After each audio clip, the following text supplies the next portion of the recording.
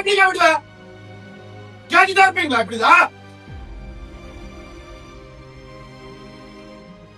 சபாஸ்ரா செல்லங்களா, சபாஸ்ரா. இந்த மீடியானா நம்ம தமிழ்நாட்டுல தாங்க இந்த மாதிரி ஹைலைட்டான மீடியாங்க. மீடியான்ற பேர்ல மெண்டல் கணக்கா, மேம்படுத்தப்பட்ட மெண்டல் கணக்கா குறுக்கு மேற்கு குண்டக மண்டக ஓடினே இருப்பானுங்க.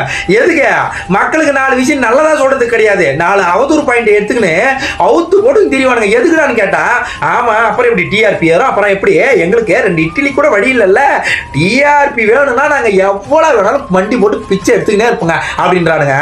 அதாவது இன்னைக்கு ஆக்டர் ஜெயம் ரவி இருக்காரு, அவரோட ஃபேமிலியில எவ்வளவு பிரச்சனை இருக்கும், அவர் ஒரு ஆக்டரை தாண்டி ஒரு மனுஷன்றதை வந்து அந்த நேர்காணல்ல சொல்லியிருக்காரு, அந்த பேட்டியில சொல்லியிருக்காரு.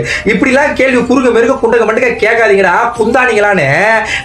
அவனுக்கு என்ன பண்ணிருக்கணும், நீங்க ஏதாவது ஒரு தடியை கிடியை எடுத்துன்னு வந்து வாயில் அப்படியே மைக்கை திணிட்டு அந்த மைக்கை எடுத்து வாயில சொல்லி விட்டுறணும் ஓடுங்களான்னு.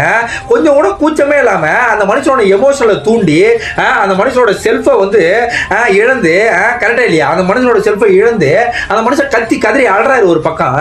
கொஞ்சம் கூட கூச்சமே இல்ல. அடுத்த வீட்டு குடும்பத்துல போய் கும்மி அடிக்கலாம் இவங்களுக்கு தூக்கமே வராதுங்க.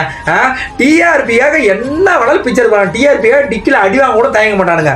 கூச்சமே இல்லடா உங்களுக்குலாம். கொஞ்சம் கூட எவ்வளவுதானா சொல்றது, ஒரு 4 நல்ல விஷயம் மக்களுக்கு எதுவுமே சேர்க்கவே மாட்டானுங்க எப்பவுமே.